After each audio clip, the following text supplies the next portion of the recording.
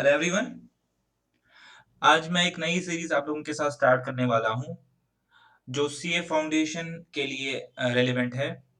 CA foundation का mathematics portion जो है वो ऑलरेडी हमारे चैनल पे अपलोडेड है। उसमें लास्ट सिलेबस के कंपैरिजन में एक ही चेंज है कि हमारे पास जो मैट्रिसेस एंड डिटरमिनेंट्स का क्वेश्चन है वो इन्होंने डिलीट कर लिया है नए सिलेबस के लिए। तो जो मई 2022 में अपेयर होने वाले कैंडिडेट्स हैं उनके लिए वो एप्लीकेबल नहीं है वो चैप्टर। तो वो चैप्टर अपलोडेड है। मैं उसको भी चैनल से शायद उस जो हमारे पास प्लेलिस्ट है वहां से निकाल भी दूंगा, लेकिन अभी रहने देते हो, कोई इतना इशू नहीं है। एक साल पुराना रिकॉर्डेड है उसमें पड़ा हुआ तब, क्योंकि वो एप्लीकेबल था। हमने सारे कॉन्सेप्ट जो है एट लेंथ जो है वो पूरे डेप्थ में डिस्कस किए हुए हैं। आप वहाँ वो कॉन्सेप्ट्स देख लीजिए। ये जो सीरीज है ये पर्टिकुलरली फोकस करेगी एडिशनल क्वेश्चन बैंक पे, क्योंकि मैंने जो है कोई भी चैप्टर के एडिशनल क्वेश्चन बैंक जो है वो नहीं करवाए हैं। एडिशनल क्वेश्चन बैंक से जो अपना इंस्टीट्यूट है वो क्वेश्चंस पूछता है। तो मैंने ये डिसाइड किया है कि एडिशनल क्वेश्चन बैंक जो पूरा सॉल्व है वो एक सीरीज में स्टार्ट करूंगा मैथमेटिक्स में। और हमारा जो चैप्टर्स की सीक्वेंस रहेगी वो वही सीक्वेंस रहेगी जिस सीक्वेंस से हमने चैप्टर्स वहां पे जो है वो पढ़ाए हैं। वहां पे हमने पहला चैप्टर जो पढ़ा है टाइम वैल्यू ऑफ मनी पढ़ाया हुआ है, तो उसी चैप्टर से जो है पहला आज हम करेंगे। और इसके साथ साथ हम सारे चैप्टर्स जो है उनसे जो है एडिशनल क्वेश्चन बैंक जो है वो सॉल्व करके एक सीरीज जो आप लोगों के सामने जो है प्रेजेंट करेंगे। तो आई आपको पता है कि आपका जो कैलकुलेटर है अलाउड है, तो आप कैलकुलेटर का यूज कर सकते हैं, साइंटिफिक कैलकुलेटर नहीं होना चाहिए। तो फटाफट से हम क्वेश्चन करते हैं और इस नई सीरीज को जो है वो स्टार्ट करते हैं।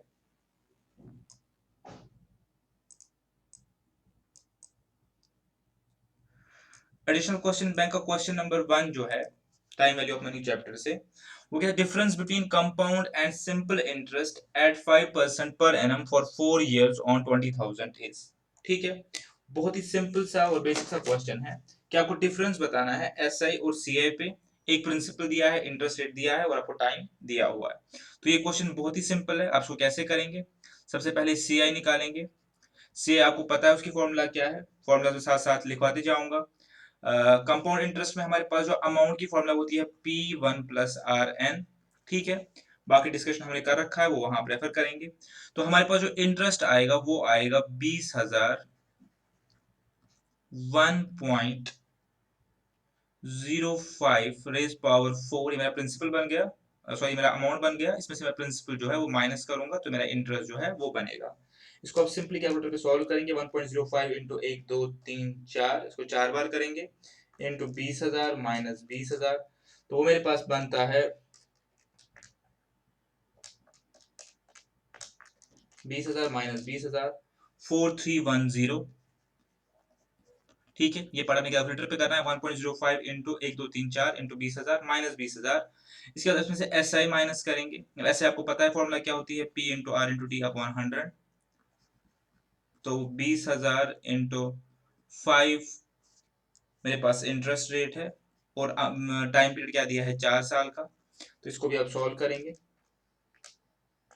तो मेरे पास आ गया 4,000। तो जो डिफरेंस है वो आएगा 310 रुपीज। तो ये इसमें जो आपको जो है वो आंसर बन जाएगा। ठीक है, चलिए नेक्स्ट क्वेश्चन देख लेते हैं। नेक्स्ट क्वेश्चन है the compound interest on half yearly rest. यहाँ पे ध्यान देंगे, हाफ ईयरली रेस्ट। ठीक है, इसका मतलब पेमेंट जो है हाफ ईयरली होता है। On rupees 10,000 at the rate for first and second year is 6% and third year is 9%। ठीक है, तो 3 साल के लिए आपने 10,000 रुपया रखा है और आपको उसका इंटरेस्ट जो है वो निकालना है। इसको हम ऐसे कर सकते हैं या इसको मैं इसका फॉर्मूला के जरिए भी आपको बता दूंगा। सबसे पहले क्या है, 10,000 रुपया आपने रखा है। ये हो गया ईयर 1, ईयर 2 और ईयर 3। आपको ये टाइमलाइन का यूजेज सीखना पड़ेगा, ये आपके लिए काफी रेलेवेंट होगा। ठीक है, तो अब 3 साल है। 3 साल में क्या, पहले साल में रेट 6%, दूसरे साल में रेट 6% और तीसरे साल में रेट उसके बाद हो गया था 9%। लेकिन इंटरेस्ट आपको देना है हाफ ईयरली। जब आप हाफ ईयरली करेंगे तो पहले हाफ ईयर में इंटरेस्ट कितना बनेगा आपका, जब साल का 6% तो हाफ ईयर का 3%, ये 3%, ये भी 3%, ये भी 3%, यहाँ पे लेकिन 4.5 और 4.5। अब सिंपली आपने क्या करना है, ये आपको कैलकुलेटर पे ही मैटर सॉल्व हो जाएगा, फॉर्मूला की जरूरत नहीं है। 10,000 प्लस 3%, तो यहाँ आपका प्रिंसिपल बनेगा 10,300 प्लस 3%, यहाँ बनेगा 10,609 प्लस 3%, यहाँ बनेगा 10,927 प्लस 3%, यहाँ बनेगा 11,255, प्लस 4.5%, तो यहाँ बनेगा 11,761, और प्लस 4.5%। फाइनली आपको जो बनेगा बनेगा 12,290.83। तो अब उसको आप माइनस कर दीजिए मेन जो पहले आपने इन्वेस्ट किया था, तो आपका आंसर आएगा 2290.83। ठीक है, 2290.83, जो कि शायद नहीं दिया है तो आप उसको डी लिखेंगे। ये आपका बनेगा 2291 जो है आपका इसमें आंसर बनेगा। अब इसकी कोई फॉर्मूला भी है तो हाँ, इसकी फॉर्मूला है प्रिंसिपल 1.03। ठीक है, 1.03 3% कितनी बार लगेगा, 4 बार लगेगा। या तो आप ऐसे लिख लीजिए, कोई इशू नहीं है, और या ऐसे भी लिख सकते हैं। एक ही चीज हम लिख रहे हैं काफी तरीकों से। 3% जो है 4 बार देना है आपका, 6% 2 बार, 3% 4 बार देना है, और 1.045 यानी 9% जो है वो आधा आधा करके 1.04 हो जाता है, तो आपको 2 बार देना है। ठीक है, तो ये सारा आपने समझाया हुआ है। पहले आप पूरा उसको जो कॉन्सेप्ट है उसको समझेंगे कि क्या होता है, कंपाउंड इंटरेस्ट कैसे होता है, तो आपको ये बहुत ही इजी लगेगा। तो आप चाहे ऐसे कर ले या ये फॉर्मूला के जरिए कर ले, आपका आंसर जो है वो सेम आ जाएगा। ठीक है, चलिए question number 3।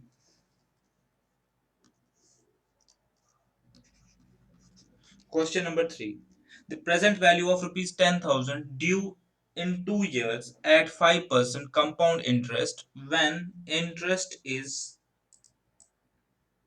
paid on yearly basis. ठीक है, आपको प्रेजेंट वैल्यू निकालनी है 10,000 की। ठीक है, अब यहाँ पे जो प्रेजेंट वैल्यू का क्वेश्चन है, लेकिन प्रेजेंट वैल्यू ऑफ एनवीटी नहीं है, प्रेजेंट वैल्यू ऑफ सम है। हमने क्लासेस में डिस्कस किया हुआ है कि आप प्रेजेंट वैल्यू या फ्यूचर वैल्यू या तो एनवीटी का निकाल सकते हैं, उसके अपनी फॉर्मूलाज है, और आप किसी एक पर्टिकुलर सम का भी निकाल सकते हैं, एक लमसम सम का निकाल सकते हैं।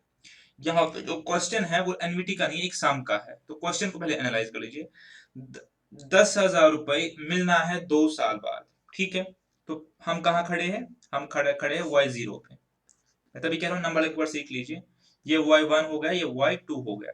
y0 पे बैठ के, यहाँ पे बैठ के मैं आपसे बात कर रहा हूँ, ये बता रहा हूँ कि 10,000 रुपया जो है वो हमें मिलना है 2 साल के बाद, और रेट क्या है 5%। आप मुझे इसकी क्या बता दो, प्रेजेंट वैल्यू है, आज इसकी वैल्यू क्या होगी। तो इसकी बैक कैलकुलेशन होगी।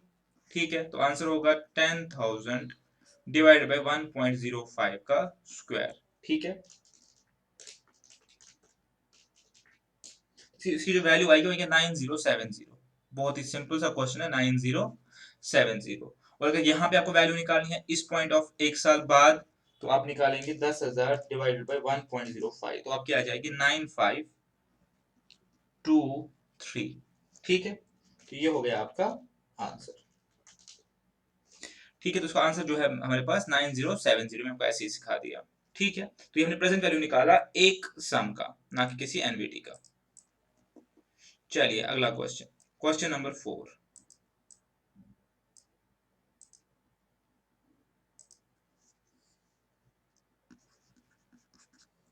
क्वेश्चन नंबर 4, क्वेश्चन वगैरह पढ़ लेते हैं। The present value of rupees 10,000 due in 2 years, same ही क्वेश्चन है, at rate of 5% compound interest when interest is paid on half yearly basis. अब यहाँ पे सिर्फ जो बेसिस है वो हाफ ईयरली हो गया है, तो क्या होगा अब आप खुद समझ गए होंगे। तो मेरे पास अगर 2 साल की बात हो रही है, 2 साल में 4 हिस्से हो जाएंगे, और हर जो मेरे पास, इसको हम बोलते हैं कंपाउंडिंग पीरियड, हर कंपाउंडिंग पीरियड का जो इंटरेस्ट होगा वो 2.5% होगा। मैं यहाँ y0 पे खड़ा हूँ, और y2 पे मैं बोल रहा हूँ कि 10,000 रुपया जो मेरे पास मिलना है। इसका आंसर क्या आ जाएगा, 10,000 डिवाइड बाई 1.025। अब रेट कम हो गया, लेकिन अभी 2 साल का कितना हो जाएगा, 4 कंपाउंडिंग पीरियड, 1 2 3 4। ठीक है, ये आप सॉल्व करेंगे तो जो भी निकलेगा आंसर करके देखते हैं।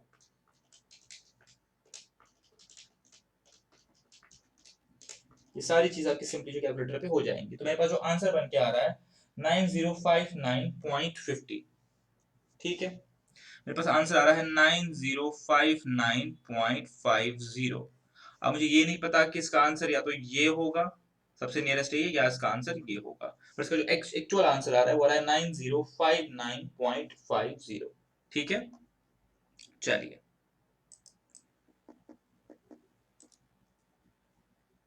क्वेश्चन नंबर 5 जो है इस चैप्टर का सबसे ब्यूटीफुल और सबसे ट्रिकी क्वेश्चन है जो मैं आपको लास्ट में दिखाऊंगा, बट दिखाऊंगा। इस क्वेश्चन में दिक्कत क्या है कि इस क्वेश्चन का जो आंसर है वो नन ऑफ दीज है। नन ऑफ दीज के चलते जो मैक्सिमम इसका सॉल्यूशन दिखाते हैं वो गलत दिखाते हैं, जो नेट पे भी अवेलेबल सॉल्यूशन है वो सॉल्यूशन गलत है। पर इसका जो एक्चुअल सॉल्यूशन है वो समझते हैं, और उसके बाद जो है इसका आंसर नन ऑफ दीज ही आएगा, लेकिन क्यों आएगा इसका एक्चुअल आंसर हम निकालने की कोशिश करेंगे। और ये क्वेश्चन एग्जाम में कई बार पूछा भी गया, तो टेस्ट सीरीज में भी में ये क्वेश्चन आपको मिल जाएगा। खैर, इसको हम लास्ट में करेंगे और समझेंगे कि क्या क्वेश्चन है ये, ठीक है।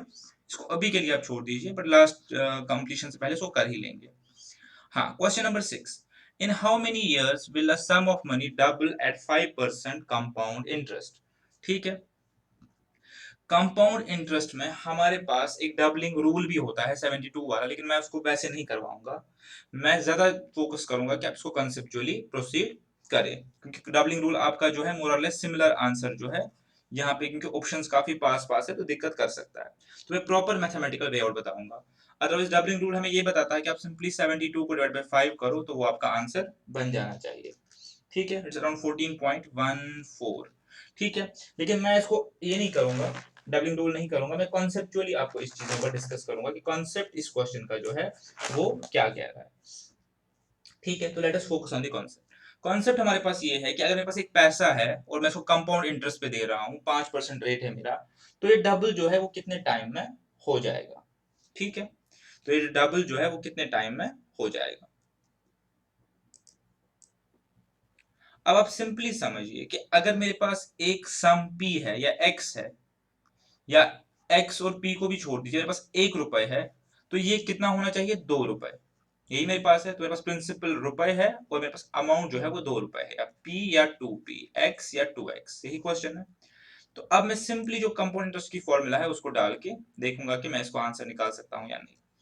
तो अब हम क्या करेंगे, अगर मेरे पास अमाउंट जो है वो 2 रुपए है और प्रिंसिपल मेरे पास 1 रुपए है, वन वन में लिखूं ना लिखूं, और मेरे पास सोल्यूशन क्या आएगा, 1.05 रेज पावर n, वही तो मुझे निकालना है कितने साल में ये हो जाएगा। ठीक है, तो ये मुझे यहाँ पे जो n की वैल्यू जो है वो निकालनी है। अब इसको कैसे करेंगे इस क्वेश्चन को, और ये क्वेश्चन जो है आने के चांसेस रहते हैं। 1.05 आप कैलकुलेटर पे लिखेंगे, इनटू करते रहेंगे, इनटू इनटू और इज इक्वल, कैलकुलेटर पर टाइप करेंगे 1.05 इनटू और इज इक्वल। तो इनटू इज क्या क्या मतलब होता है, ये 1.05 को अपने आप के साथ मल्टीप्लाई करता रहेगा, 2 बार, 3 बार, 4 बार, 5, 6, 7, 8, 9, 10, 11, 12, 13, 14।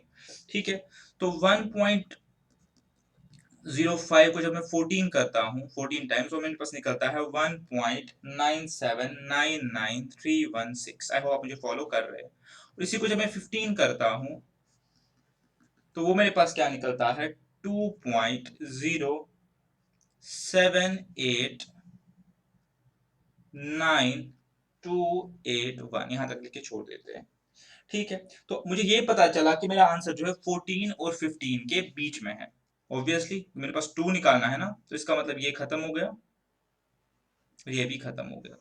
अब यहाँ पे ऑप्शंस जो है क्लोज क्लोज दिए, तो क्वेश्चन और ट्रिकी बन गया। अदरवाइज नॉर्मली जो है ऑप्शंस दूर होते हैं, यहाँ पे 16 इयर्स लिखा होता, 12 इयर्स लिखा होता, आप सिंपली इसको टिक कर लेते हैं। तो ये तो पता है कि 14 और इसके बीच में है।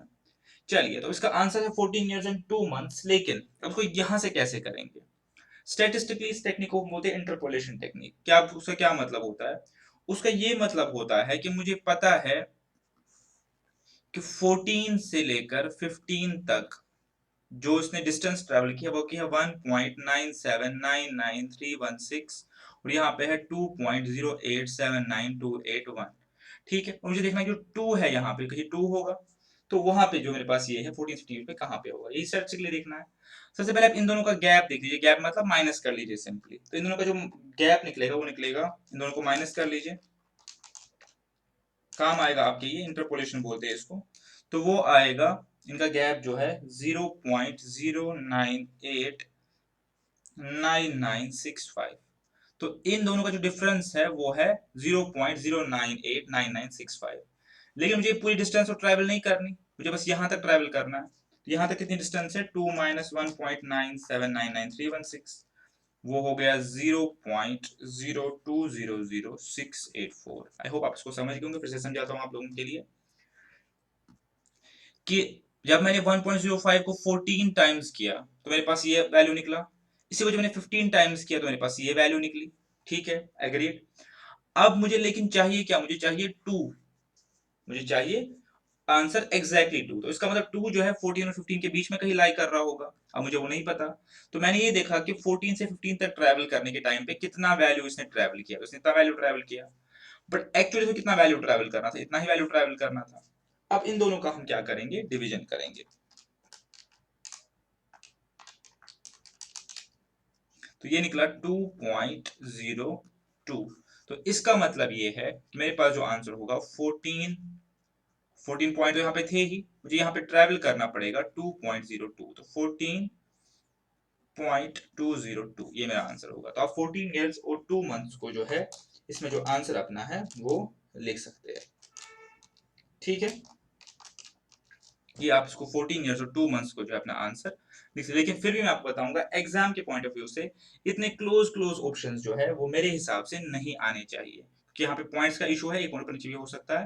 लेकिन 6 का आंसर जो है वो बी जो है मेरे हिसाब से होना चाहिए। ठीक है, आई होप आप इस टेक्निक को समझ गए होंगे।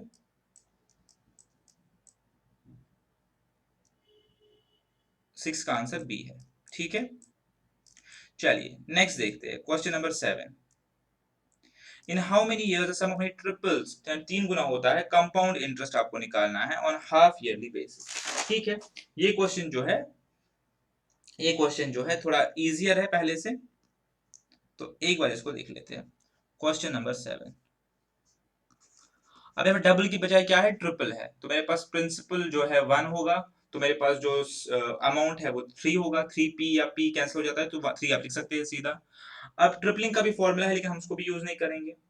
ट्रिपलिंग का भी फॉर्मूला हम इसको भी यूज नहीं करेंगे।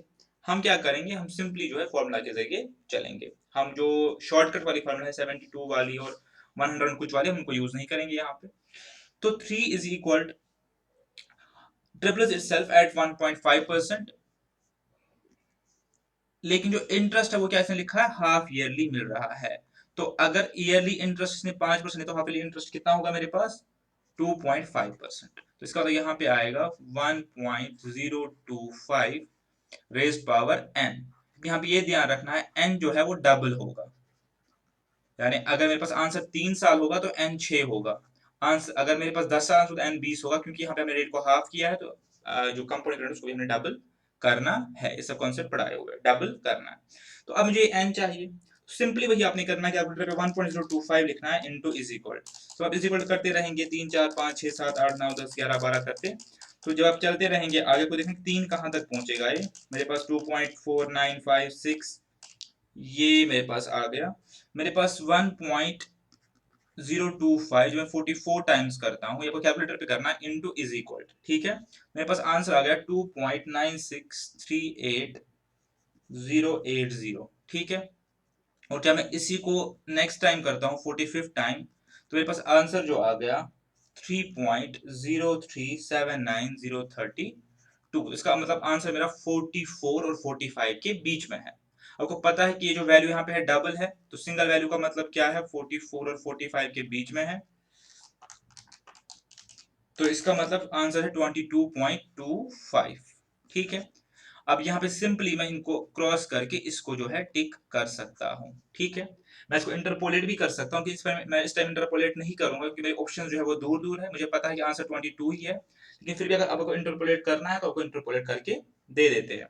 लेकिन इसका यहाँ पे इंटरपोलेशन की जरूरत है नहीं। आंसर मुझे पता है 44-55 के बीच में है। उसको आप आधा करेंगे तो 22 और 23 के बीच में, 22 और 22.5 के बीच में। तो वो तो ये एक ही ऑप्शन आ रहा है, तो उसका आंसर ये है। फिर भी सीखने के लिए आप इंटरपोलेट करना चाहते हैं एक्चुअल वैल्यू निकालने के लिए, तो एक बार कर लेते हैं। आप तो आपने इंटरपोलेशन सीखी हुई है। सबसे पहले इन दोनों का डिफरेंस देखेंगे। -2.963808 वो आएगा मेरे पास नीचे। ये जस्ट एक्स्ट्रा काम हम कर रहे हैं, हमारा आंसर ऑलरेडी पहले ही आ गया है। और हमें ट्रैवल कितना करना है, 3 -2.963808 हमें ट्रैवल करना है 0.0366192 डिवाइडेड बाई 0.740952। तो वो आ गया 0.488 प्लस 44। तो मेरे पास जो आ रहा है 44.488। ठीक है, डिवाइड बाय 2 करना है इसका, क्योंकि डबल है n मेरे पास, ये मेरा एग्जैक्ट वैल्यू आ रहा है, लेकिन डबल है, मुझे इसका ईयर्स में निकालना है, मेरे पास नंबर ऑफ कंपाउंडिंग पीरियड्स हो गए, तो वो आ गया 22.244। ठीक है, तो ये मेरे पास का जो है आंसर आ जाएगा। ठीक है, तो इसमें आपको ज्यादा उस करने की इंटरप्रेट करने की जरूरत नहीं थी।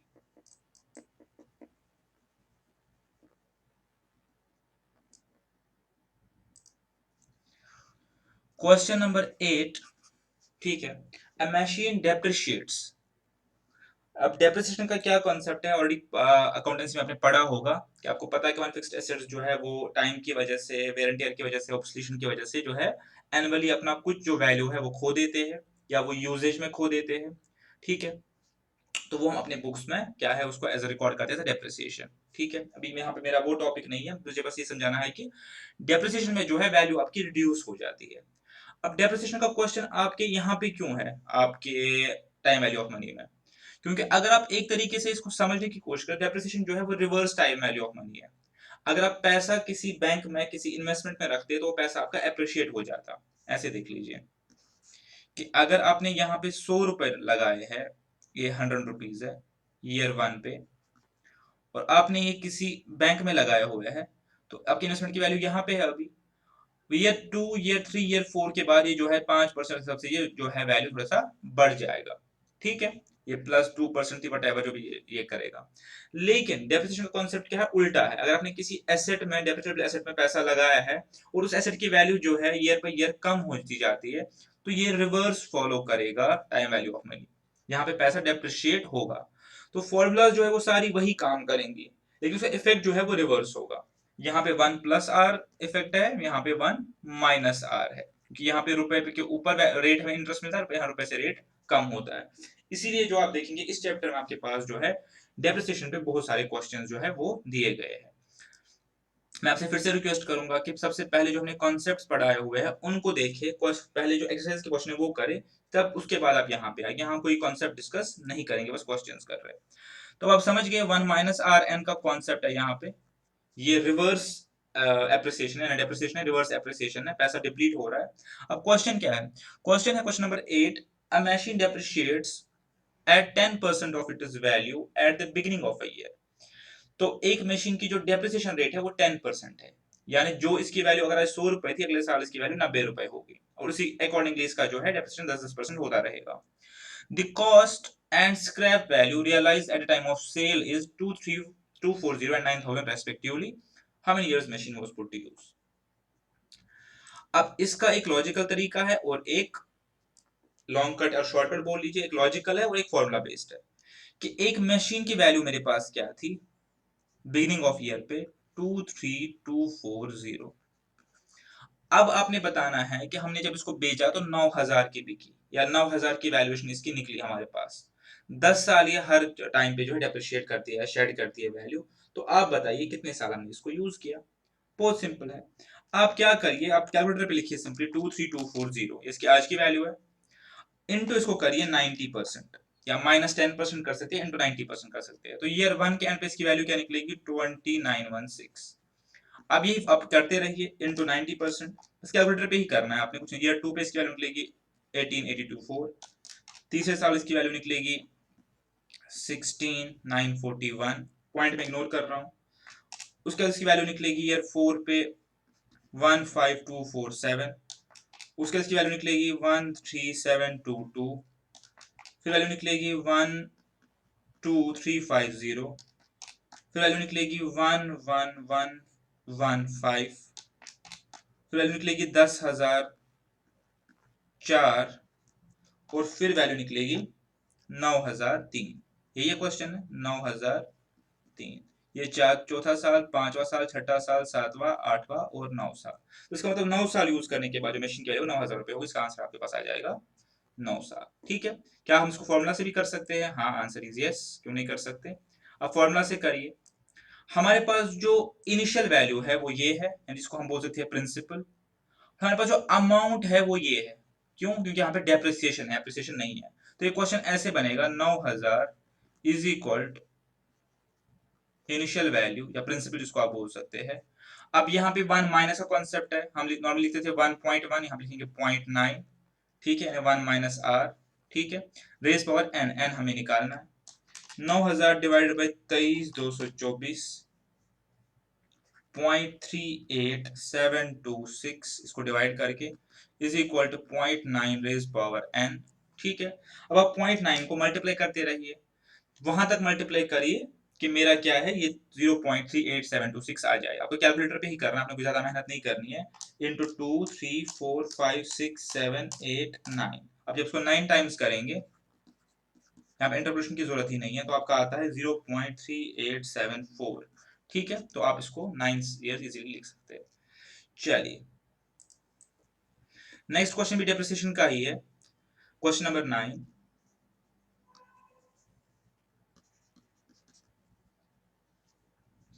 A machine worth 497.40 is depreciated at 15% when its value would reduce to rupees 2 lakhs, ठीक है। तो सेम क्वेश्चन हो गया। तो आप इस क्वेश्चन को आप दो तरीकों से कर सकते हैं, या तो फॉर्मूला बेस्ड या डेप्रिसिएशन बेस्ड। आप इसको फॉर्मूला बेस्ड करना चाहते हो तो फॉर्मूला बेस्ड कर लीजिए। तो एक बार इसको फॉर्मूला बेस्ड ही कर लेते हैं।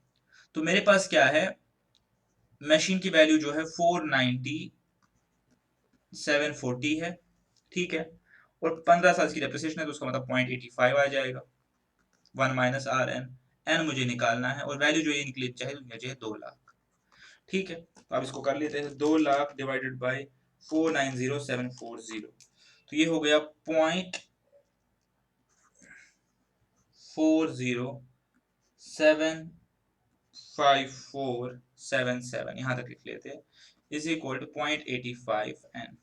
आप 0.85 को मल्टीप्लाई करते रहिए, 0.85 इंटू इज इक्वल 2 3 4 5, ठीक है। तो यहाँ पे तो इजी हो गया। 0.85 को जब 5 बार करते हैं तो आंसर आता है 0.4437, और इसी को जब 6 बार करते हैं तो आंसर आता है 0.377। तो इसका सिंपल मतलब है कि आंसर जो है 5 और 6 के बीच में है। क्या हमें इंटरपोलेशन करने की जरूरत है? बिल्कुल जरूरत नहीं है। ये 4 साल है, ये 4 है, ये 4 है, तो 5 और 6 के बीच में तो ये आंसर हमेशा आएगा। अब अगर 5 years and 5 months, 5 years and 9 months करके होता तो मैं यहाँ से इसको इंटरपोलेट भी कर सकता था, इसको यहाँ तक ले आने के लिए मैं इंटरपोलेट कर सकता था, मैंने आपको सिखाया हुआ, ठीक है। यहाँ पे इंटरपोलेशन की जरूरत नहीं है, ठीक है।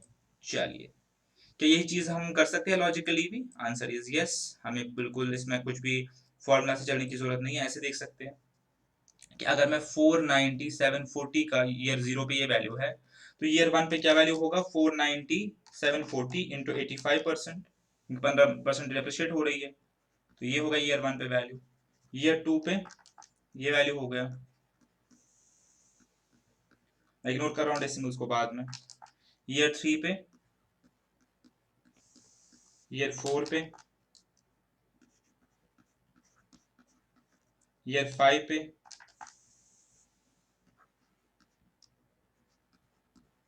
ठीक है। तो ईयर 5 मेरे पास ये वैल्यू हो गई। तो इसका मतलब सिंपली जब मैं छठे साल की डेप्रिसिएशन डालूंगा तो वैल्यू क्या निकली बचेगी, 1,85,082। इसका मतलब 2 लाख इसकी वैल्यू कब होगी, 5 और छठे साल के बीच में, तो आंसर ये है, ठीक है। चलिए नेक्स्ट देखते हैं। हाँ, अब क्वेश्चन जो है थोड़ा सा डिफरेंट आ गया, ठीक है। यही क्वेश्चन है लेकिन इसकी लैंग्वेज जो है, इसकी वर्डिंग जो थोड़ी सी डिफरेंट है, कि एक मशीन की जो वैल्यू है वो है वही 497.40, 15% की डेप्रिसिएशन है, लेकिन इसकी वैल्यू रिड्यूस कब होगी, बाय 90%, बाय 90, या इसकी जो करंट वैल्यू है उसका जो है 10% ही बचना चाहिए, 90% वैल्यू उसकी रिड्यूस करनी है। तो इसका मतलब मेरे पास वैल्यू क्या बचनी चाहिए, 49074। तो ये क्वेश्चन है, उसको फॉर्मूला से ही करते हैं, इजी हो जाएगा।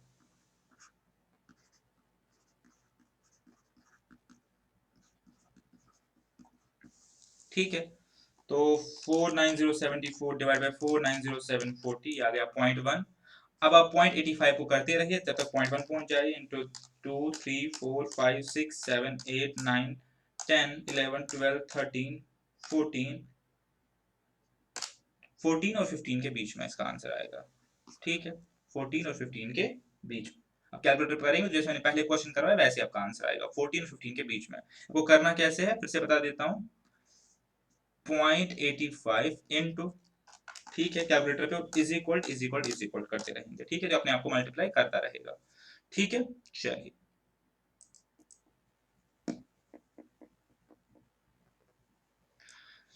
क्वेश्चन नंबर 11, आप ध्यान से देखेंगे। Alibaba borrows ₹6 lakh housing loan eight 6% repayable in 20 annual installments commencing at the end of first year. How much annual payment is necessary? अब ये क्वेश्चन बेसिकली ये है कि आपको लोन को जो कन्वर्ट करना है ईएमआई में। अब एक दिक्कत जो स्टूडेंट्स को अक्सर होती है कि वो क्वेश्चन ही नहीं पहचान पाते कि प्रेजेंट वैल्यू का है या फ्यूचर वैल्यू का। तो यहाँ पे आपके पास जो कंसेप्चुअल क्लैरिटी है वो काम आएगी, और टाइमलाइन जो मैंने आपको बताया है वो आपके लिए सबसे रेलेवेंट है। तो अब मुझे एक चीज बताइए, अगर इसको मैं टाइमलाइन पे बनाऊं और मैं इधर खड़ा हूं, ठीक है, इधर खड़ा हूं, तो अली बाबा ने, क्वेश्चन नंबर 11 की बात करूं, अली बाबा ने जो बोरो किए हैं 6 लाख, कब किए हैं? आज, यानी आज इसको जो 6 लाख रुपए है वो कौन देगा? बैंक इसको 6 लाख देगा, और इसके बदले अली बाबा को क्या करना है, इसको 20 साल तक लगातार जो है ईएमआई जो है वो भरने पड़ेंगे। तो इसका मतलब क्या है, जो ये 6 लाख रुपए है ये प्रेजेंट वैल्यू है, आज की वैल्यू है। किसकी प्रेजेंट वैल्यू है? उन सारे ईएमआई की जो मैं आज से 20 साल तक भरूंगा। तो 20 साल तक बैंक को जो मैं पैसा दूंगा, 20 साल तक जो मैं बैंक को पैसा दूंगा, 20 ईयर्स तक, उसकी अगर मैं आज की वैल्यू निकालना चाहूं तो वो 6 लाख है, क्योंकि बैंक मुझे आज पैसे दे रहा है। तो मतलब क्या है, क्वेश्चन प्रेजेंट वैल्यू का है। अब प्रेजेंट वैल्यू का है तो उसके बाद आपने देखना है दूसरा क्वेश्चन कि क्या ये एनवीटी रेगुलर है या एनवीटी ड्यू है। तो यहाँ पे लिखा है एंड ऑफ फर्स्ट ईयर, इसका मतलब जो एनवीटी है वो रेगुलर है। अगर लिखा भी नहीं होता तब भी हम मानते हैं कि एंड ऑफ ईयर ही है, अगर कुछ ना लिखा हो। तो अब सिंपली ये क्वेश्चन जो है कन्वर्ट हो गया प्रेजेंट वैल्यू का क्वेश्चन। अब प्रेजेंट वैल्यू की फॉर्मूला डालिए। आपको पता है 6 लाख मेरे पास प्रेजेंट वैल्यू है, 6 लाख इज इक्वल ईएमआई जो मुझे निकालना है, ईएमआई निकालना है। फॉर्मूला क्या है, 1 मेरे पास यहाँ पे हो गया 1.06 raise power 20 minus 1 divided by 1.6 raise power 20, और लास्टली आर 0.06, ठीक है। ये मेरे पास प्रेजेंट वैल्यू की फॉर्मूला है in case of annuity regular. तो अब इसको मुझे सिंपली जो है वो सॉल्व करना है। ये वाला पोर्शन मैथमेटिकली मैं आप पे छोड़ता हूँ, सिंपली कैलकुलेटर पे सॉल्व करना है, कुछ इसमें ज्यादा कुछ करना नहीं है। हाँ, आप उसको मेमोरी प्लस यहाँ पे जो है यूज कर सकते हैं इजी करने के लिए, अदरवाइज जैसे भी आपको कन्वीनियंट लगे आप उसको अपने पास सॉल्व करना है। 1.06 को 20 बार इंटू इंटू करना है, -1, नीचे भी वही वैल्यू आएगी इंटू 0.06। तो जो ये वैल्यू आएगी सारी, ये आएगी आपकी 11.4699212। आई होप कि आप सॉल्व कर पाओगे, मैथमेटिकल कैलकुलेटर पे सॉल्व करना है, कुछ भी इसमें समझने वाला है नहीं। तो 6 लाख को डिवाइड भी करेंगे 11.4699212 से, तो आंसर आएगा 52,310। ये इसका मेरे पास आ जाएगा आंसर, ठीक है। चलिए हो गया ये भी। हाँ, क्वेश्चन नंबर 12 देख लीजिए। बस मैं आपको ये आइडेंटिफाई करवा रहा हूँ कि क्वेश्चन प्रेजेंट वैल्यू का है फ्यूचर वैल्यू का है, वो आप कैसे पता करेंगे। A sinking fund is created for redeeming debentures worth ₹5 lakh at the end of 25 years, 25 साल. How much provision needs to be made out of profits each year provided sinking fund investments can fetch या earn up to 4% per annum? अब पहले logic समझिए। Debentures आपको पता है, debentures are a type of loan. एक company अगर public से लोन लेना चाहती है तो इन फॉर्म ऑफ डिबेंचर्स लेती है, और इसके बदले क्या है, कंपनी कुछ इंटरेस्ट उन लोगों को देती है। अभी क्वेश्चन वो नहीं है, क्वेश्चन ये है कि जो कंपनी ने डिबेंचर्स इशू किए हैं 25 साल बाद, आज से 25 साल बाद कंपनी को इसका पैसा वापस देना है, तो कंपनी के पास इस पॉइंट पे Y25 पे 25 लाख रुपया होना चाहिए, तभी कंपनी जो है वो इन डिबेंचर होल्डर्स को पैसा वापस दे सकती है, ठीक है। पॉइंट टेकन, बहुत इजी है। अब क्वेश्चन ये है कि कंपनी हर साल अपने प्रॉफिट से कितना कितना बचाए, कितना कितना बचाए, ताकि वो 25 साल बाद 25 लाख रुपए बन जाए, और हम जो बचाएंगे, हम जो सेव करेंगे, जो प्रोविजनिंग करेंगे, वो हमें 4% जो है वो कमा के दे देगा, ठीक है। तो आई होप अभी तक आपने जो है आइडेंटिफाई कर लिया होगा कि ये फ्यूचर वैल्यू का क्वेश्चन है। बिकॉज आज की डेट में मुझे 25 साल बाद वाली वैल्यू जो है वो दिख रही है, यानी वो 25 लाख रुपए है। पैसा मुझे थोड़ा थोड़ा करके जोड़ना है, थोड़ा थोड़ा थोड़ा, और वैल्यू मुझे यहाँ पे जो है फ्यूचर में 25 लाख रुपए चाहिए। तो अभी बन गया फ्यूचर वैल्यू का क्वेश्चन, तो सिंपली फ्यूचर वैल्यू की फॉर्मूला यूज कीजिए। ठीक है, यहाँ पे एंड ऑफ द ईयर कहीं पे लिखा है, ईच ईयर लिखा है, तो उसको एंड ऑफ द ईयर ही मान सकते हैं, बिकॉज यहाँ पे एनविटी ड्यू एंड रेगुलर का कुछ नहीं लिखा है। तो अब आप उसको फ्यूचर फ्यूचर वैल्यू की फॉर्मूला डाल दीजिए। 5 लाख यानी future value 5 lakh is equal to EMI जो मुझे निकालना है, रेट है 4, 1+RN -1 और डिवाइडेड बाई रेट। यहाँ पे 1+RN नहीं आएगा बिकॉज ये क्वेश्चन है फ्यूचर वैल्यू का। ठीक है, तो अब इसको सिंपली आपने करना है, ये हो जाएगा 20,000, ये हो जाएगा 20,000 is equal to A into whatever जो भी ये निकलेगा।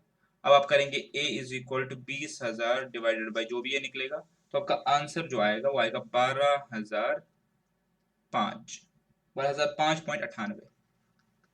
ठीक है, एक बार इसको करके बताता हूँ, ऐसे कोई डिफिकल्ट नहीं, अभी कर पाएंगे मैथमेटिकली। 1.04 25 मल्टीप्लाई करना है, 2 3 4 5 6 7 8 9 10 11 12 13 14 15 16 17 18 19 20 21 22 23 24 25। तो ये मेरे पास आ गया 2.6658 -1 किया तो ये आ गया 1.66 समथिंग। ठीक है, यहाँ पे लिख देता हूँ, मेरे पास आ गया। इसको हमें मैंने ले लिया तो इसको कंसिडर नहीं करना, 1.665836 को मेमोरी में डाल देते। अब सिंपली मुझे क्या करना है, 20,000 डिवाइडेड बाई ये वैल्यू, तो ये 12,005.98 जो है वो आंसर मेरा आ रहा है। ठीक है, चलिए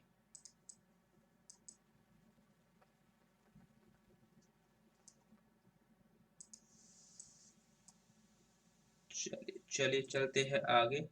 अब मेरे पास आ गया क्वेश्चन नंबर 13। ठीक है,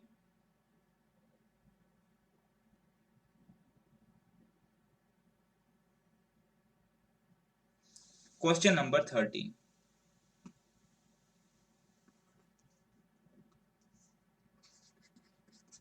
क्वेश्चन नंबर 13 ये बोल रहा है कि अ मशीन कॉस्ट 5,20,000। एक मशीन की आज की वैल्यू है 5,20,000 और उसकी एस्टिमेटेड लाइफ है 25 साल। ठीक है, a sinking fund is created to replace it by a new model at 25% higher cost after 25 years with scrap value realization of इतना, what amount should be set aside every year if sinking fund investments accumulate at 3.5% compound interest। ठीक है, question बहुत ही easy है, बस language घुमा फिरा के लिखिए, पहले समझेंगे सिंकिंग फंड क्या होता है।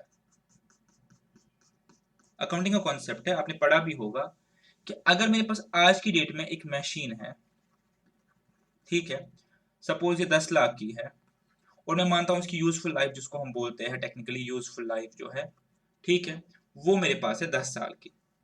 तो 10 साल में मैं डेप्रिसिएशन चार्ज करूंगा, ये पता है आपको, डेप्रिसिएशन चार्ज करूंगा हर महीने, डेप्रिसिएशन करूंगा, और at the end of the useful life more और सो इसकी वैल्यू जो किताबों में है वो मेरे पास क्या बन जाएगी, रिड्यूस हो जाएगी अप टू साल्वेज वैल्यू। तो अब मुझे पता है कि 10 साल बाद ये मुझे मशीन नई खरीदनी ही खरीदनी है, इसकी उसमें 10 साल की है। तो मैं क्या करता हूँ, हर साल थोड़ा थोड़ा थोड़ा थोड़ा पैसा जो है एक फंड में जमा करता हूँ, ताकि जब भी मेरी मशीन खराब हो जाए, स्क्रैप हो जाए, मैं उस टाइम पे उस पैसे से क्या करूँ, नई मशीन ले लो। ठीक है, ये कॉन्सेप्ट है सिंकिंग फंड का। तो अब आप क्वेश्चन को एक बार पढ़ लीजिए, आपको थोड़ा सा क्लैरिटी हो जाएगी कि मेरे पास जो मशीन है वो है 5,20,000 की, उसकी लाइफ है 25 साल की। उसका मतलब मशीन मुझे रिप्लेस कब करनी है, 25 साल बाद। टाइमलाइन एक बार बना के एक बार देख लेते हैं कि अगर ये वाई जीरो है मेरे पास, तो यहाँ पे मेरे पास जो मशीन है वो क्या हो जाएगी, ऑब्सोलीट। ठीक है, पॉइंट टेकन। लेकिन 25 साल बाद में यही मशीन तो नहीं लाऊंगा, तब टेक्नोलॉजी चेंज हो गई होगी। तो हम एस्टिमेट अंदाजा कर रहे हैं कि 25 साल बाद ये जो मशीन आज 5,20,000 की है, हम ये नहीं लाएंगे, इसके ऊपर 25% जोड़ के कोई नई मशीन लाएंगे, या दूसरे वर्ड्स में यही मशीन तब 25% हायर की होगी। कितने की होगी, 6.5 लाख की। तो यहाँ पे मुझे 6.5 लाख की मशीन जो है वो परचेज करनी है। ठीक है, लेकिन ये जो पुरानी मशीन है ये बिकेगी और इसका कितना पैसा आएगा, इसका पैसा आएगा 25,000। तो 25,000 मुझे यहाँ से आएगा, तो -25,000। तो मुझे कितना पैसा इस दिन चाहिए, 6,25,000। 6,25,000 रुपया मुझे इस दिन चाहिए होगा नई मशीन खरीदने के लिए। अब क्वेश्चन क्या है, मुझे कितना कितना पैसा बचा के रखना है कि मैं आज से 25 साल बाद 6,25,000 की मशीन ले पाऊं। तो क्वेश्चन किसका है? फ्यूचर वैल्यू का। 625 मेरे पास फ्यूचर वैल्यू है, तो कितना पैसा बचाना है? अब सिंपली अपनी फ्यूचर वैल्यू की फॉर्मूला डालनी है। अब तो कुछ क्वेश्चन में बचा ही नहीं। ये हो गया 6,25,000 इज इक्वल टू अमाउंट जितना भी डालना है। मेरे पास इंटरेस्ट रेट है 3.5 और 25 साल की बात हो रही है। ये फ्यूचर वैल्यू का क्वेश्चन है, इसलिए मुझे 1 प्लस आर एन नहीं लिखना। अब इसको आप सिंपली सॉल्व कीजिए। सॉल्व मैं इसको थोड़ा सा कर लेता हूँ, वैसे सॉल्व आप खुद कर सकते हैं, यहाँ से कुछ नहीं करना। ये हो गया 21,875 इज इक्वल टू ए, और यहाँ पे कुछ निकलेगा। क्या निकलेगा? 2.36244। ठीक है, आप करेंगे सॉल्व। 1.035 into 2 3 4 5 6 7 8 9 10 11 12 13 14 15 16 17 18 19 20 21 22 23 24 25 minus 1। ठीक है, तो -1 करके ये निकलेगा मेरे पास 1.36244 समथिंग। ठीक है, अब सिंपली उसको डिवाइड कर लीजिए, तो वो मेरे पास आ गया 16,046। उसका आंसर है 16,046। इसका मतलब इसका आंसर जो है वो ये डाल सकते हैं, 16,046 है ना, तो ये डाल सकते हैं। ठीक है, चलिए हो गया ये भी। तो ये क्वेश्चन इजी था, बस इसमें स्क्रैप और वो सब दे रखा था, वो आपको मैनेज करना था क्वेश्चन में। ठीक है,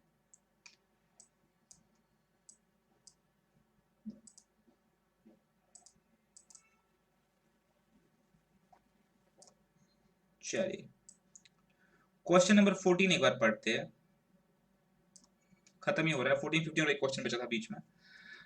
राजा as 40 wish his wife Rani to have 40 lakhs।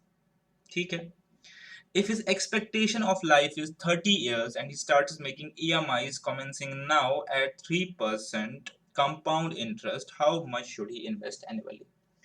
अब इस क्वेश्चन में आप ध्यान से देखिए, ये क्वेश्चन किसका है? सिंपली फ्यूचर वैल्यू का है। कि एक बंदा सोच रहा है कि आज से 30 साल बाद, वो यहाँ पे खड़ा है, इधर खड़ा है एक बंदा, वो सोच रहा है कि आज से 30 साल बाद 30 इयर्स डाउन द लाइन मुझे अपनी वाइफ को कितना देना है? 40 लाख। तो ये फ्यूचर वैल्यू हो गया। अब इसको कितना हर महीने सेव करना है, अगर 3% कमाता है अपनी इस पे इन्वेस्टमेंट्स पे, कि ये जो है इसको 40 लाख दे पाए। अब यहाँ पे क्वेश्चन में एक कैच है, क्वेश्चन में लिखा है कमेंसिंग नाउ। तो कमेंसिंग नाउ का मतलब जो है, ये मेरे हिसाब से एनवीटी कौन सी बन गई? एनवीटी ड्यू या एनवीटी इमीडिएट। कमेंसिंग नाउ लिख रहा है। ठीक है, तो पहले हम इसको एनवीटी जो है रेगुलर का फॉर्मूला यूज करके पहले ईएमआई निकालेंगे। ठीक है, वही हमारे पास तरीका है कि हम इसको जो है ईएमआई जो है वो निकालेंगे।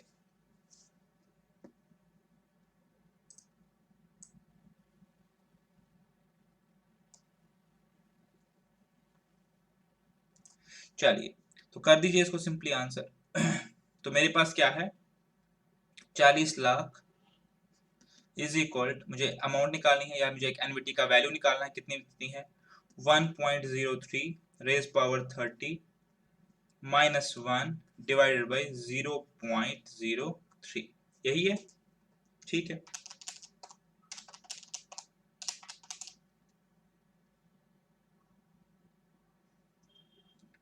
ये हो गया 1,20,000। ये आपको यहाँ सॉल्व करना पड़ेगा, मैं किया हुआ एक बार फिर से कर लेते हैं।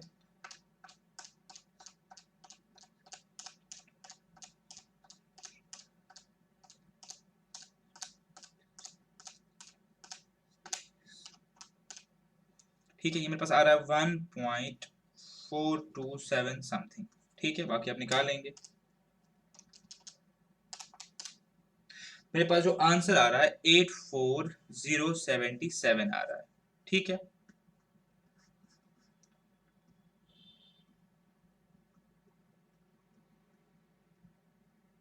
ये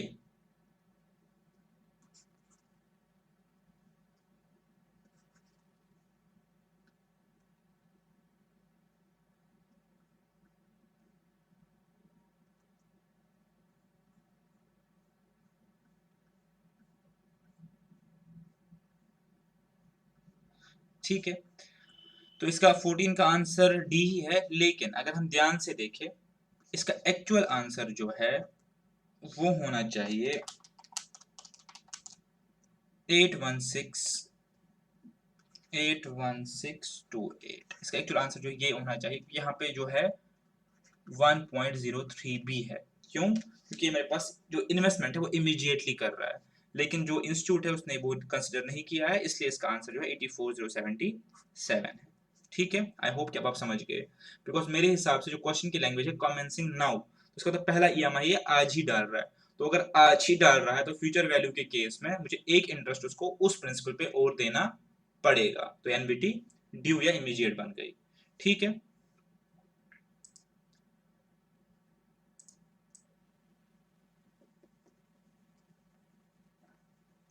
चलिए क्वेश्चन नंबर 15 देख लेते हैं। ये भी अच्छा क्वेश्चन है। अपू रिटायर्स एट 60। एक बंदा 60 पे रिटायर हो रहा है, उसको पेंशन मिल रहा है 7200। ठीक है, 7000 जब मिल रहा है या मिलेगा, 14400 मिल रहा है हाफ ईयरली, तो 7200 मिल रहा है। ठीक है, हर 6 महीने में।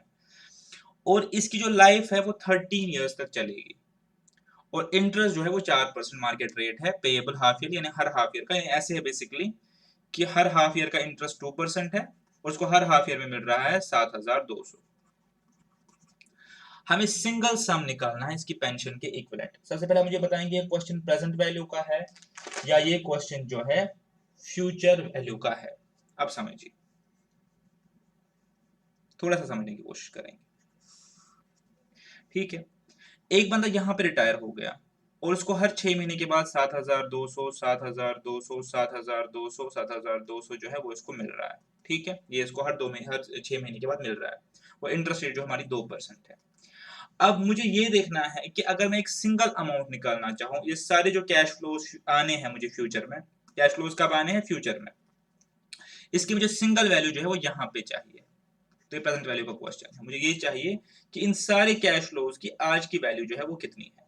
अब अगर यहाँ पे 13 ईयर्स नहीं होता तो ये परपिचुअटी होती, तो इसका आंसर होता 7200 डिवाइडेड बाई 2, सॉरी क्या रेट है हमारा, हाँ 2%।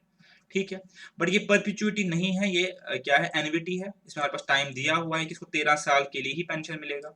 ठीक है, तो अब मुझे इसको फिर इसी हिसाब से करना पड़ेगा। अगर टाइम पीरियड नहीं होता तो फिर इसको ऐसा परपिचुइटी जो है कंसिडर करता है कि इसको लाइफ टाइम के लिए पैसा मिलेगा। इसको पैसा कितने टाइम के लिए मिलेगा? 13 साल के लिए। तो अब आप देखिए कैसे करेंगे। सिंपली प्रेजेंट वैल्यू निकालना है, कुछ और नहीं करना है इसमें। पीवी निकालना है सिंपली। कैसे निकालेंगे? 7200 1.02, अब तो 02 रेट आ गया, 26, 13 साल, लेकिन इंटरेस्ट 26 बार मिलेगा क्योंकि हाफ ईयरली मिलता है, -1। ठीक है, प्रेजेंट वैल्यू का क्वेश्चन है 1.02 26, और यहाँ पे 0.02। ठीक है, अब इसको सॉल्व करना है। ये 7200 अब सॉल्व खुद करेंगे, आपका निकलेगा 0.6734, नीचे भी निकलेगा 1.6734, और निकलेगा 0.02। इसको जब आप सॉल्व करेंगे तो क्या आंसर आएगा?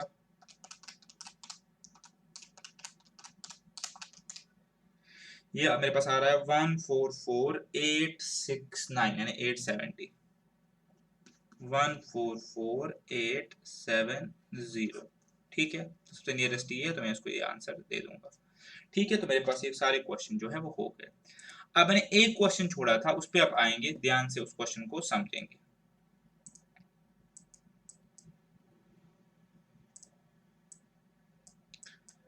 तो बहुत ही ध्यान से क्वेश्चन को समझेंगे। उसका आंसर नॉट ऑफ दीज ही है, लेकिन नॉन ऑफ दीज की वजह से ये नहीं है कि हम उसका सही आंसर नहीं करें, पहले उसको क्वेश्चन का सही आंसर जो है हम निकालेंगे। अब देखिए क्वेश्चन क्या।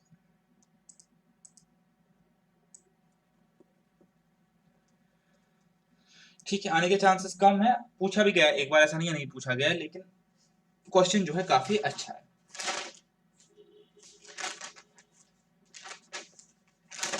हाँ जी,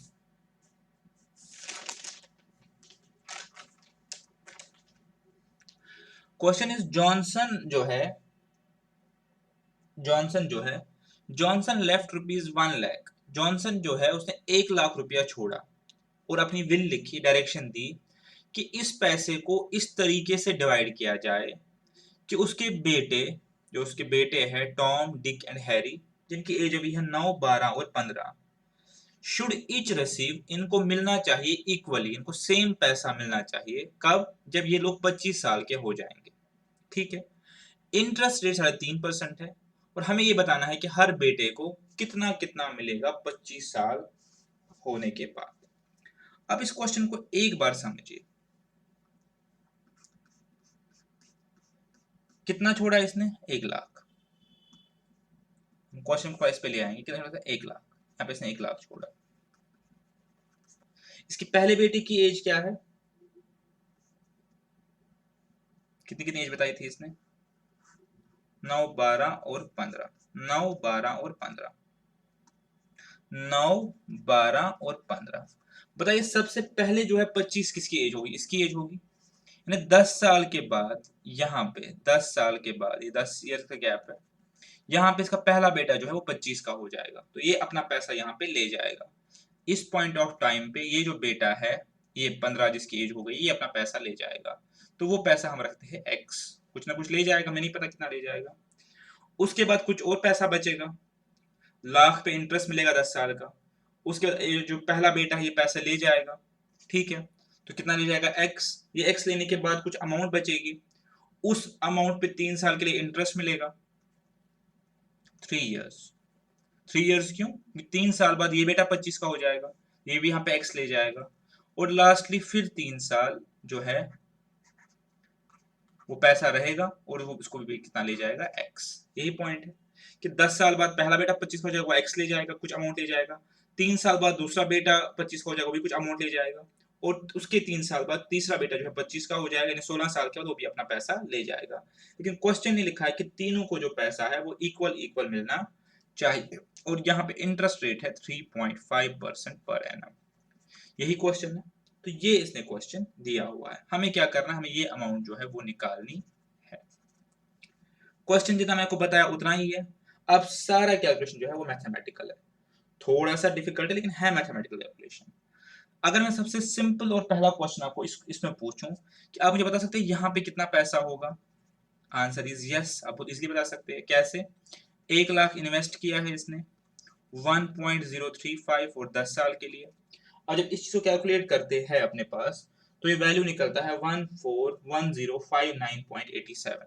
तो इसका मतलब यहाँ पे इस पॉइंट ऑफ टाइम पे मेरे पास पैसा कितना होगा? 141059.87। ठीक है। अब इस 141059.87 में से जो पहला बेटा है वो x ले जाएगा, वो ले जाएगा माइनस एक्स, तो पैसा कितना बचेगा? Minus x. यहाँ पे इतना पैसा बचा, एक्स ये ले गया तो ये इतना पैसा बचा। अब ये पैसा जो है, ये पैसा जो है मेरे पास क्या होगा? 3 साल के लिए इन्वेस्ट हो जाएगा, तो उस पर इंटरेस्ट मिलेगा। ठीक है। तो ये इतना पैसा बनेगा। ठीक है। जब ये इतना पैसा बनेगा 3 साल बाद, यहाँ पे इतना पैसा बनेगा, तो इसमें से जो है क्या होगा? एक्स दूसरा बंदा ले जाएगा। तो हम देखेंगे कितना पैसा उसके बाद बचता है। ठीक है। जब आप इसको सॉल्व करेंगे, 1.035 को 3 बार करेंगे या कैलकुलेटर पे करेंगे, उसके साथ मल्टीप्लाई करेंगे, तो ये आपका आ जाएगा 156,395.59। ठीक है। माइनस 1.035 को 3 बार करते हैं, ये आ गया -1.10875। मैं बोल्ड डेसिमल्स लिख रहा हूँ क्योंकि इसमें क्या है, कैलकुलेशन का एरर जो है वो नहीं आना चाहिए। ठीक है। एक्स। तो इतना पैसा जो है मेरा यहाँ पे इस पॉइंट ऑफ टाइम पे बनेगा। ठीक है। वो आपको समझ गए। मेरे पास लाख था, लाख पे इंटरेस्ट मिला तो इतना बना, उसमें से एक्स पहला बेटा ले गया। ठीक है। उसके बाद जो पैसा बचा, ये मेरे पास पैसा बचा, इस पे मुझे इंटरेस्ट जो है इतना मिला और इतना पैसा बना, तो मेरे पास कितना पैसा बनेगा? ये पैसा जो मेरे पास है वो बनेगा। अब इस पैसे में भी क्या होगा? एक्स जो है वो दूसरा बेटा जो है वो ले जाएगा। मेरे पास फाइनली पैसा कितना बनेगा? 156,395.59 माइनस 1.108 वट एवर ये है, इसमें एक 2 पॉइंट बन जाएगा। ठीक है। तो ये पैसा मेरे पास जो है बचेगा किस पॉइंट ऑफ टाइम पे, यहाँ पे। ठीक है, इसके बाद क्या होगा, ये जो पैसा है ये 3 साल के लिए इन्वेस्ट हो जाएगा। अब ये पैसा 3 साल के लिए इन्वेस्ट हो जाएगा, 156,395.59 माइनस 2.1087 वट एवर जो भी ये निकलेगा ये वाला x। ठीक है, अब ये पैसा जो है ये 3 साल के लिए इन्वेस्ट हो जाएगा, तो मेरे पास फाइनल अमाउंट जो बनेगी वो ये बनेगी कितनी। इसको भी जब करेंगे तो सॉल्व तो ये निकलेगा 17339.8, ठीक है, माइनस 2.33797320,134 मैंने किया हुआ, आपको ये करना है x। ठीक है, तो फाइनली मेरे पास जो है इतना पैसा जो है लास्ट में बचेगा, और ये पैसा जो है तीसरा भाई ले जाएगा। ठीक है, अब तीसरे भाई ने कितना पैसा लेना है x, क्योंकि सब लोग x ही पैसा ले रहे हैं। ठीक है, तो अब सिंपली जब इसको सॉल्व करेंगे, इसको यहाँ ले जाएंगे, फिर डिवाइड करेंगे, तो कुछ आंसर आ जाएगा 51947। ये आपका जो है इसमें आंसर जो है आ जाएगा। अब मैं आपको ये चीज बताऊंगा कि आंसर कैसे है, इसका जो राइट आंसर है, आपका आंसर ना दीजिए वो कैसे। देखिए, सिंपल सा क्वेश्चन है, मैथमेटिक्स थोड़ा सा ये खींच रहा है। क्वेश्चन ये कि मेरे पास सबसे पहले ₹1,00,000 था, ठीक है, उसको मैंने 10 साल के लिए 3.5% पे जो है वो इन्वेस्ट किया, तो ये कितना बन गया पैसा, ये सिंपली बनेगा, आप सिंपल कंपाउंड इंटरेस्ट की फॉर्मूला निकाल लीजिए, 141059, डेसिमल को छोड़ दीजिए। ठीक है, आप फॉर्मूला कौन सी लगेगी इसमें देख लीजिए,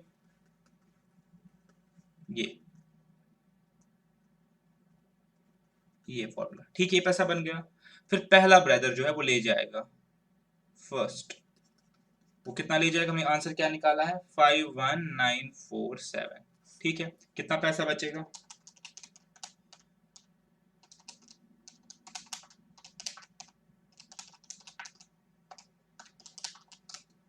ये बचेगा 89112। ठीक है, फिर उसके बाद 3 साल के लिए और इंटरेस्ट मिलेगा इस पे,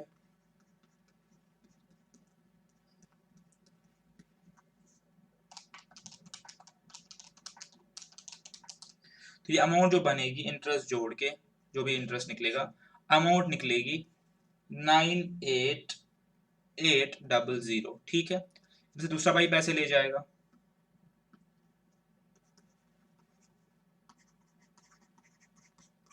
तो कितना बनेगा, बचा 46853। ठीक है, अब फाइनली इसमें से फिर इंटरेस्ट मिलेगा 3 साल के लिए, और वो ले जाएगा फिर फाइनली तीसरा पाई।